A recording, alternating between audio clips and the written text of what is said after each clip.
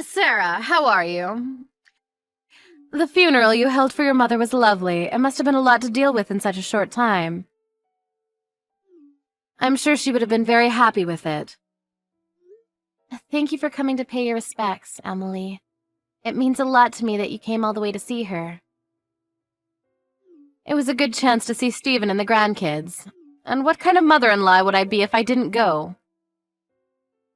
Thank you. I really am grateful. I regret that you and my mom didn't have much of a chance to see each other when she was alive.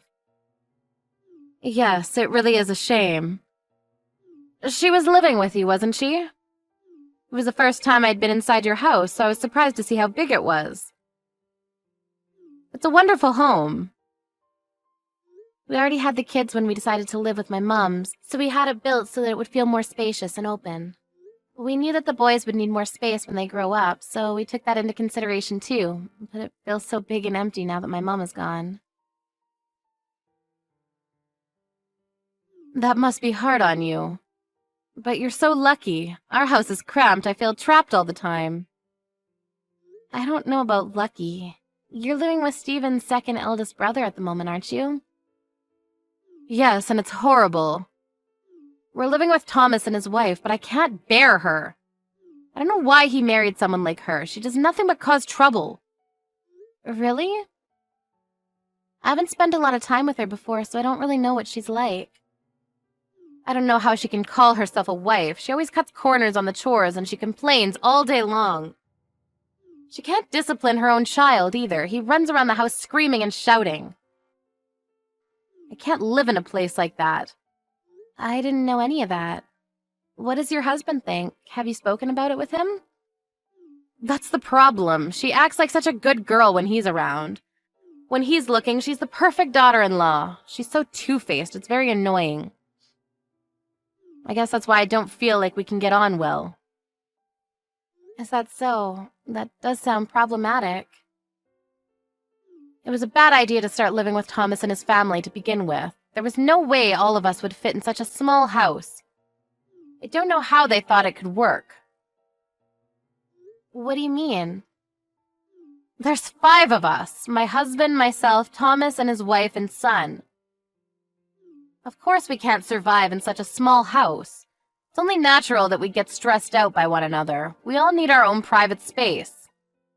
I never knew that the situation was that bad. Is it really that stressful living together? Of course, I'm fine with living with Thomas since he's my own son, but I don't like that woman. She irritates me to no end. Every day there's something new to be annoyed about because she's so noisy about every single little detail. She won't even wash my or my husband's laundry with her families and expects me to do it by myself. Can you believe that? There's no point in living with them if she doesn't do anything for us. We're letting her live with us, so she should be a little more grateful.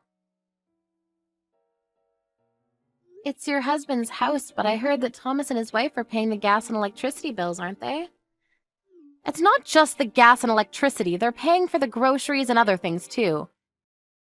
We provide the house and shelter, so the least they can do is pay for all the necessities. My son and his wife are paying for everything at the moment. That must make it much harder to mention that you're not happy with their attitude. I wonder what you could do. I was wondering about that, too. And I realized when I went to visit yesterday for the funeral, with your house being so big, maybe it would be a better idea if my husband and I moved in with you and Stephen. Don't you think that's a wonderful idea? That way we can spend more time with the grandkids, too. We hardly ever see them. Excuse me? My husband and I could move in with you. You've got plenty of space now that your mother's gone. You were saying how it feels big and empty earlier. I'm sure Stephen would be happy with that. I don't think that's the problem. First of all, we only just had the funeral. We built this house with the intention of living with my mom, so it's filled with memories of her. And we've already discussed this before with Stephen and your husband. I remember that we all decided that we wouldn't move in together, and that you would move in with one of Stephen's brothers instead. So you don't mind living with and taking care of your own mother, but you don't feel any obligation towards your in-laws? Do you have a problem with living with me and my husband? Like I said, I didn't decide that alone. I didn't mean anything by it, but my mother did put a lot of money into building this house too. So she had every right to live with us. She's gone now, but the kids will be getting much bigger from now on, so Stephen and I have already made up our minds that we'll stick with the first decision and not live with you both. I'm sorry if I've made you feel unwelcome, but that's just what we've decided.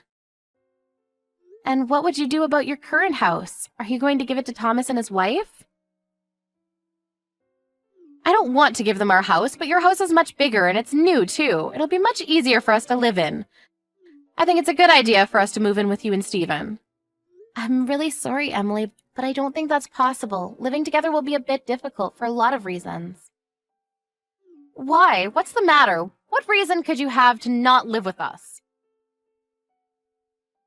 Haven't you already spoken to Stephen about this? Stephen himself was saying that he didn't want all of us to live together. He was quite insistent on it. He always said that he didn't want to live together with his parents. This is why I have problems with you all. All 3 of the daughter-in-laws I have, and not one of them is respectful towards me. There's always one of you saying something insensitive like that. I thought that you were better than the other 2, but you're just the same. You don't think of us as family at all, do you? You're horrible. I don't think that at all. The biggest problem is that you have dog allergies. It's got nothing to do with you personally. We just can't have you staying with us when you can have a reaction. We have 2 dogs, so it really isn't possible for you to stay with us. That's why Stephen was so adamant about not living together. We've already gone over this before. I was fine yesterday, so there's no problem anymore. That was because we had the dogs stay with a friend yesterday while we had the funeral. We didn't want them causing trouble, and we knew you were coming, so we took precautions. Then the solution is simple. Why don't you let that friend of yours keep them? That way there'll be no problem for me to live with you. I'm sorry, what? You want us to just give up our dogs? Your husband's parents should be more important than some stupid dogs. Are you being difficult on purpose? If you want to keep your dogs, then you're just being selfish. Why don't you understand that you should prioritize us over everything? Please stop. I've had enough of your ridiculous comments. We won't let you live with us, and that's final. Do you realize that it's not your daughter-in-laws that have the problem, but you yourself? I know that you were living with Keith, your eldest son, until a few years ago. I also heard that you had problems with his wife, too. And that they had to go live elsewhere because of the stress she suffered. They moved out because they didn't want to live with you anymore. That wasn't my fault. You can't blame me for that. That was all her fault. She was flirting with my husband and trying to use him. I just made it clear that there are things she shouldn't do. On top of that, she didn't pay for anything when she first was living with us. She was asking us to pay half of the groceries and pay for half of the bills, just like Thomas's wife. I couldn't believe what I was hearing. She was requesting that we pay for things, even though we were letting her live in our house. It's not like she lacked the money. Both her and Keith were working. She could have paid for everything, but no, she was audacious enough to ask us to pay for half. I think that's normal. I don't understand what you're complaining about. Pardon? If you're going to live together, then it's only a matter, of course, that everyone puts some money forward. We were letting her live in our house. Why should we pay for anything? She should have been grateful she had a home. Why don't any of you understand that? All you want is money. My mom was paying for her own groceries and things. It was only fair since she was able to work still and had savings. It helped out a lot.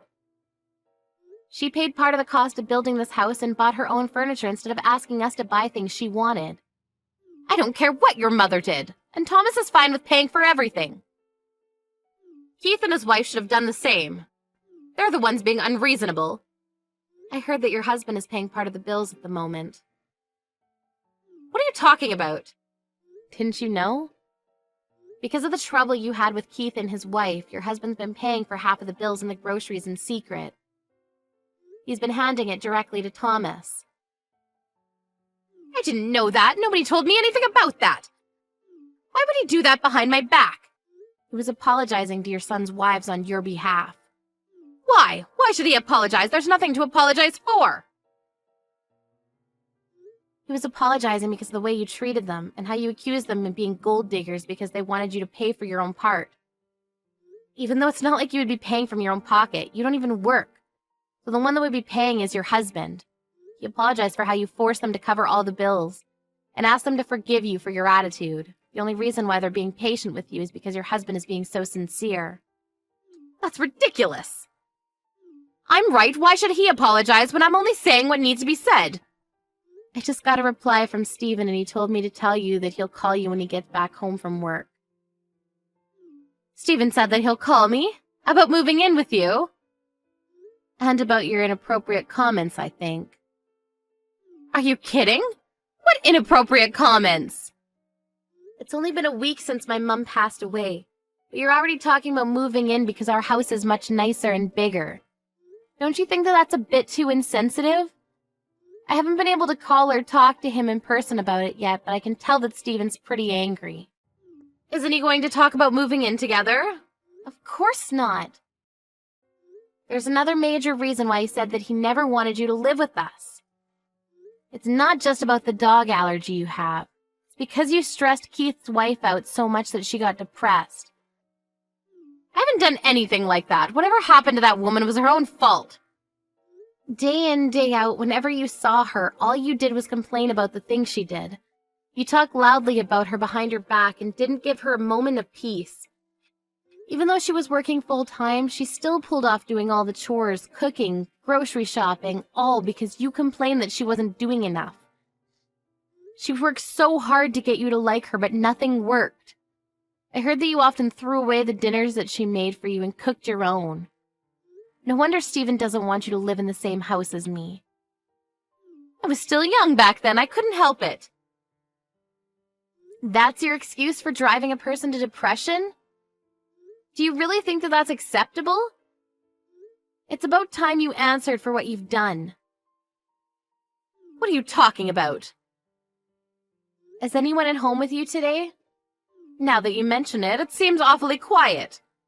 Thomas's wife and his son are always so noisy, but I don't hear anything. I wonder if they've gone out. What about someone much closer to you? Someone much more important? Wait, I don't think my husband is home. I'm completely alone. Do you know where Richard is? He hardly ever goes out this late. What's going on? I hate to be the one to tell you, but your husband and Thomas's family have decided that they're going to move out. What? I don't understand. We have a home right here. It's small, but there's no need to buy another place. My husband and I can move in with you, and everything will be perfect. They say that they're going to move into a bigger apartment, just the four of them. You can't be serious. I haven't heard anything like that. I don't think they've told you. What am I supposed to do? Where do I go? The people you consider noisy have moved out for you, so you can stay in the house you've always lived in. Legally, it's your husband's, but if it's you by yourself, I'm sure it'll feel much bigger. That's what you wanted. I'm sure you'll be more comfortable by yourself. Who's going to take care of me? What am I supposed to do? Cook and clean and do grocery shopping all by myself? Why isn't anyone picking up the phone? I don't understand. They've all abandoned me. I guess they all got tired of enduring your abuse. We don't live too close, so I've never had to spend a lot of time with you. So I haven't experienced it firsthand, but it looks like you caused a lot of suffering for the people around you. And since you have no consideration for the fact that I'm currently in mourning, I can only think that you're as self-centered as I've heard. I can empathize, but I can't imagine how your other sons' wives must have felt with you in their homes.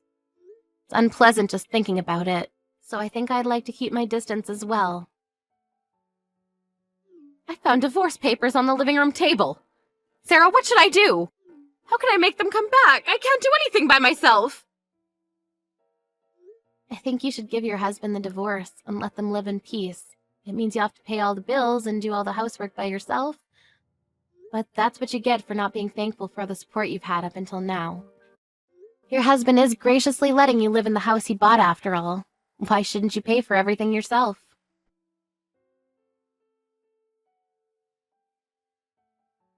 Thomas and his family moved out with Richard into an apartment, leaving Emily alone in her husband's house. The apartment they moved into wasn't as big as their old home, but they were able to live in peace and stress-free. So they all got on well and took care of one another. On the other hand, Emily had no choice but to divorce her husband at a late age. She tried begging Stephen and Keith for help, but her eldest son had already had enough of his own mother after she caused his wife to get depression and had cut ties with her a long time ago. He didn't answer any of her calls or her pleas for help. Stephen was furious with his mother after he found out how insensitive she had been towards his wife and told her to never call them ever again. Because of her own actions and her attitude towards the people that loved her, Emily ended up living a solitary life.